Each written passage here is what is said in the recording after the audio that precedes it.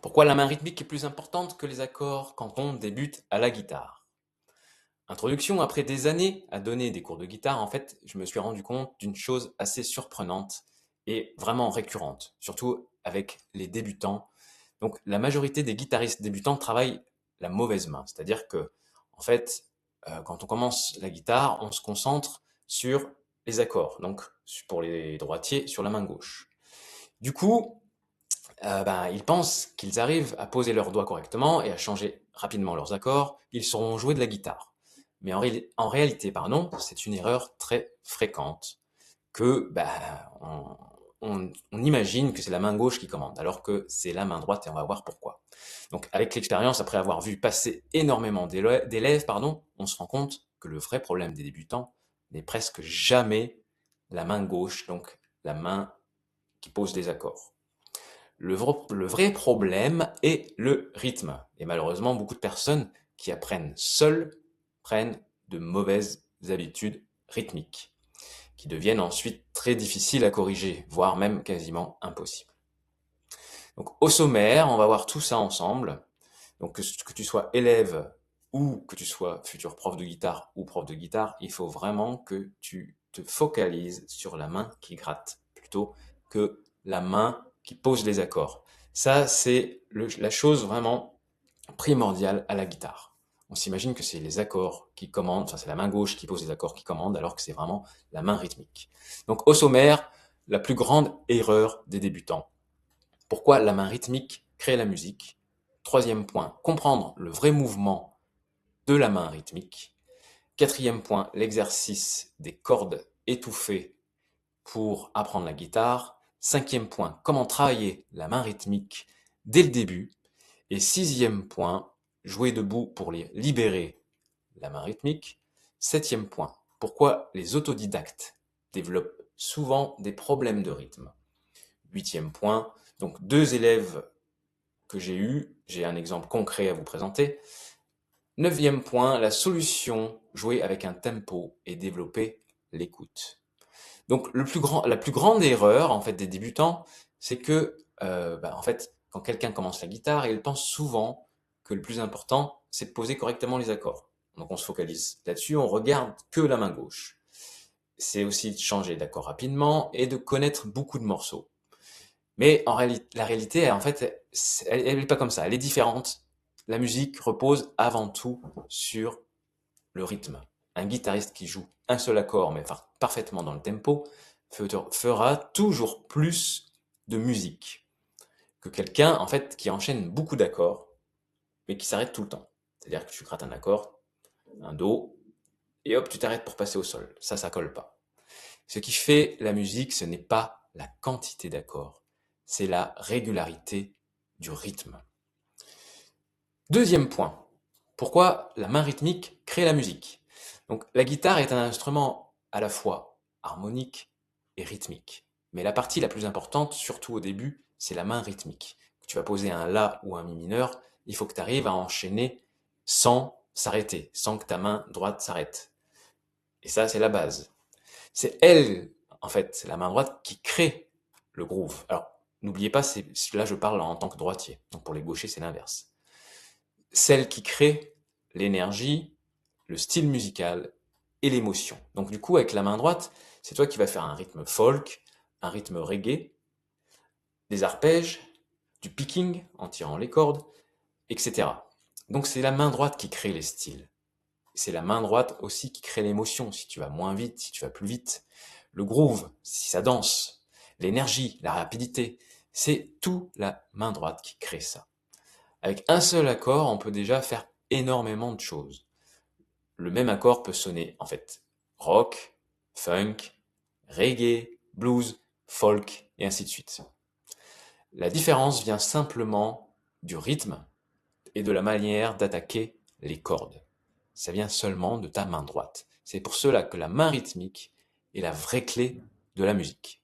Il faut vraiment absolument retenir ça. À mes élèves, je leur dis, à ton avis, c'est laquelle qui commande? Celle qui gratte ou celle qui pose des accords?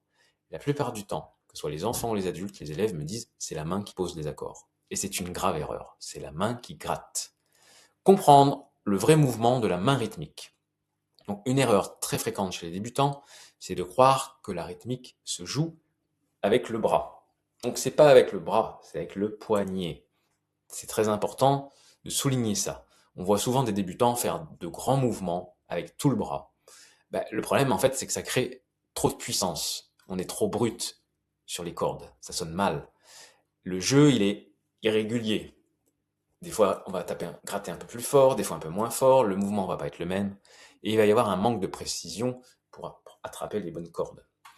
En réalité, le mouvement vient surtout du poignet. Le bras accompagne légèrement, mais le mouvement principal vient du poignet. En fait, le poignet il tourne sur lui-même. Pour comprendre ce mouvement, j'utilise souvent cette image avec les élèves.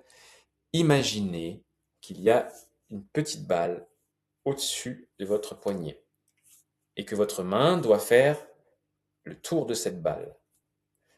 Donc du coup, le mouvement devient alors souple et circulaire. Le poignet ne doit jamais être rigide. Tu vas pas jouer comme ça ta guitare et bloquer, serrer ta main et puis que ton poignet ne bouge pas. Il faut vraiment que ça soit souple. Pour attraper les cordes, il ne faut pas rentrer profondément dedans. Parce que si tu joues pas avec le poignet, tu vas jouer avec le bras, donc tu vas gratter super fort. En fait, il suffit d'effleurer les cordes, les gratter légèrement. Donc je dis souvent aux élèves, c'est comme si vous étaliez du beurre donc, sur une biscotte assez fragile. Et en fait, si vous appuyez trop fort, la biscotte, elle se casse. La rythmique doit rester légère, souple et régulière. Il faut aussi faire attention à la tenue du médiator. Donc, ne prenez pas trop par le bout. C'est-à-dire qu'on ne prend pas son médiator comme ça par le bout des doigts. Et par le bout dans ce sens-là. Sinon, on va mettre son poignet en avant et on va jouer comme ça. Alors que on le tient comme ceci. Et là, ça va être beaucoup plus simple pour jouer avec le poignet. Donc, ne le tenez pas trop par le bout et ne le serrez pas trop fort. Le médiator doit gratter les cordes naturellement, sans forcer. Quatrième point, l'exercice des cordes étouffées pour apprendre le rythme. Donc un exercice très efficace pour travailler la rythmique consiste à jouer sur les cordes étouffées. Pour faire cet exercice, il suffit de poser la main gauche délicatement sur les cordes sans appuyer. Les cordes sont donc étouffées et ne produisent pas de notes. On obtient simplement un tchuk tchuk tchuk. Cet exercice est très intéressant parce qu'en fait, il enlève complètement la difficulté de l'accord. Tu fais plus d'accords, t'enchaînes plus d'accords, tu fais seulement la rythmique. Donc on peut alors se concentrer uniquement sur le rythme de la main droite, la régularité et le mouvement du poignet. Donc c'est l'exercice que j'utilise souvent pour apprendre un nouveau rythme. Et en quelques minutes, en fait, on commence à sentir le vrai mouvement rythmique. Une fois que ce mouvement devient naturel, on peut ensuite remettre les accords. Donc je peux te le montrer avec une guitare. Donc là, j'ai une guitare électrique sous la main. Donc c'est-à-dire que tu poses, du coup, ta main sans appuyer. Il faut pas qu'il y ait ce son, par exemple. S'il y a ce son, c'est que tu appuies. Tu poses et tu vas faire ça. Bas, bas, haut, haut, bas, haut, bas, bas, haut, haut, bas, haut. Et tu le fais faire à tes élèves aussi. Dès qu'ils doivent apprendre une nouvelle rythmique, tu fais ça. Sans ça, il n'y a pas de questionnement quel accord c'est, etc. Tu vas faire bas, haut, bas, haut, bas, haut, bas, haut, bas, haut, bas, haut, bas, haut, bas, haut, bas, haut, bas, haut, bas. Et une fois que c'est fait, tu rajoutes tes accords. Et d'abord, il faut maîtriser ça. Voilà pour la petite démonstration pour apprendre à jouer le rythme sans poser les accords. Cinquième point, comment travailler la main rythmique dès le début. Donc quand je commence avec un élève débutant, je ne lui donne pas 10 accords à apprendre. Ça, c'est l'erreur des profs. Avant de jouer, tu vas apprendre tous les accords. Ça, c'est n'importe quoi parce que le problème, c'est que la personne, elle va gratter. Et du coup, la main droite va mémoriser qu'il faut attendre entre chaque accord. Et ça, c'est une erreur. Il faut vraiment se concentrer sur le rythme avec des accords très simples au début. C'est la main droite qui prime. Donc je préfère travailler la régularité de la main rythmique avec des choses très simples. Donc par exemple, jouer sur une seule corde, les Blues Brothers, Thunderstruck, sur une seule corde et bien régulièrement. Donc jouer un seul accord, donc là tu peux faire mi mineur, sol, avec deux doigts, mi mineur, sol, ou travailler avec deux accords très faciles. Donc un seul accord, pardon, c'était juste sur le mi mineur ou sur le la. Et travailler avec deux accords très faciles, là on dit plutôt mi mineur sol ou la mi mineur. Un exemple très efficace, comme je viens de le dire, mi mineur, la. Donc deux accords simples qui permettent de se concentrer uniquement sur la régularité rythmique, donc du coup sur la main droite. L'objectif n'est pas d'aller vite, l'objectif est de ne jamais s'arrêter. La main rythmique doit continuer comme un moteur. C'est elle qui commande. Jouer debout pour libérer la main rythmique, c'est le 6e point. Donc un point souvent sous-estimé quand on débute, c'est la position du corps. Beaucoup de débutants jouent uniquement assis. Le problème, en fait, c'est que lorsqu'on joue assis, on bloque souvent le bras sur la caisse. Tu vois, on va être comme ça. La main rythmique devient moins naturelle puisqu'on est bloqué, on est relevé là à ce niveau-là, et des fois on tord son cou pour regarder les cordes. Quand on joue debout, le bras est, en fait, il est plus libre et le mouvement vient davantage du poignet, parce qu'on envoie son poignet. Au début, en fait, ça peut paraître difficile parce qu'on ne voit pas les accords, donc on se penche, on lève la guitare avec sa cuisse, mais au bout d'un moment, on s'y habitue. Et surtout, le jeu devient beaucoup plus naturel. Le corps accompagne la musique. 7e point. Pourquoi les autodidactes développent souvent des problèmes de rythme, pardon. Donc je reçois énormément de messages de personnes qui me disent j'ai appris la guitare tout seul, mais j'ai un problème de rythme. Et des fois, ils savent même pas qu'ils ont un problème de rythme, ils disent j'ai un problème, ça sonne pas. Et on parle du rythme. Et c'est extrêmement fréquent. J'ai d'ailleurs un nouvel élève samedi qui a appris tout seul et qui comprend pas pourquoi il n'arrive pas à jouer correctement. Et on en a parlé, ça vient qu'il arrête la rythmique entre chaque accord. Quand on apprend seul, on prend des habitudes comme s'arrêter quand on change d'accord, accélérer, en fait, sans s'en rendre compte, ralentir quand un passage devient difficile. Le résultat, en fait, le tempo, il devient irrégulier. Et plus ces habitudes restent longtemps, plus elles deviennent difficiles à corriger, à modifier. Deux exemples très concrets d'élèves. Donc, je peux vous donner deux exemples très parlants. Le premier exemple, c'est Stéphane. Quand il est arrivé en fait chez moi, cela faisait 8 ans qu'il prenait des cours avec différents professeurs. Ces professeurs lui avaient appris à lire les tablatures, le solfège et à passer tous ses accords correctement. Enfin, pas sans gratter, mais il les connaît. Mais il n'avait jamais insisté sur la main rythmique.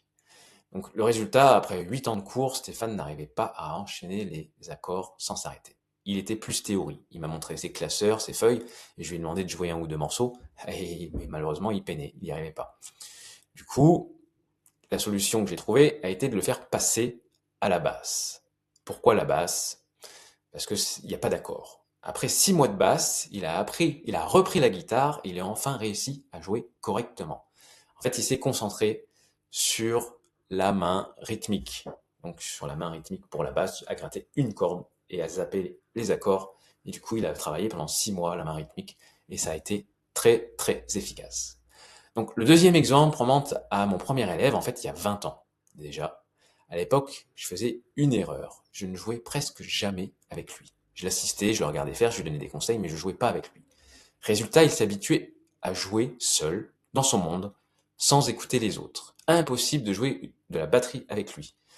Donc, régulièrement et en rythme, pour lui, c'était impossible. Aujourd'hui, il ne peut pas jouer avec d'autres musiciens. Et ça fait 20 ans. 20 ans qu'il essaye et que c'est pas possible. La solution, jouer avec un tempo et développer l'écoute. Un élève qui apprend seul doit toujours jouer avec un repère rythmique. Le métronome, une boîte à rythme, une application de batterie ou le morceau original. Mais là, on n'a pas le décompte, il faut vraiment développer son oreille. Parce que la musique est avant tout, en fait, une question d'écoute. Voilà, on a fait le tour. Donc, conclusion, si on apprend la guitare sans travailler le rythme et l'écoute, dès le début, on peut passer des années à jouer, sans jamais vraiment faire de musique, et surtout encore moins de musique avec les autres. La base de la musique, c'est le rythme. Moi, je te conseille aussi d'en écouter beaucoup. Pour que ton oreille, je vois avec les élèves qui écoutent beaucoup de musique, ils ont beaucoup plus de facilité rythmique. C'est la main rythmique qui crée le groove. C'est elle qui crée l'énergie et surtout l'émotion. Et pour progresser, il faut apprendre à écouter et jouer dans le temps. Parce que la musique n'est pas faite pour être jouée seule. Elle est faite pour jouer tous ensemble. Voilà, alors si tu veux aller plus loin, je peux te transmettre quelques-uns de mes élèves si tu bosses avec moi. Donc si tu es guitariste qui a 2-3 ans de guitare, c'est possible de donner des cours aux débutants. Tu peux faire une reconversion professionnelle, je peux t'aider. Je propose des séances, des cours de 1 heure, 2 heures. Tu peux faire un pack de 5, de 10 ou un accompagnement sur une année. Et là, je t'aide à créer ton école de musique. Donc je forme des profs et je délègue une partie de mes élèves. Donc c'est-à-dire que si tu crées ton école de musique, je t'envoie des élèves. Tu veux aller encore plus loin, tu peux rejoindre ma communauté School où tu vas trouver les différentes personnes que je forme. Là, on en est à 6. Tu peux cliquer ici pour réserver un appel gratuit avec moi et obtenir un plan d'action. C'est-à-dire que tu m'appelles, on discute de ton projet et on trouve des solutions. Je te trouve des élèves et je peux te former ou pas. C'est toi qui vois. Voilà, je te dis à très bientôt pour la prochaine vidéo et n'hésite pas, à me joindre pour ton projet. Si tu es étudiant, tu veux gagner un peu d'argent. Si tu veux développer des cours pour avoir une activité secondaire ou carrément avoir une reconversion professionnelle, je peux t'aider. À bientôt. Ciao.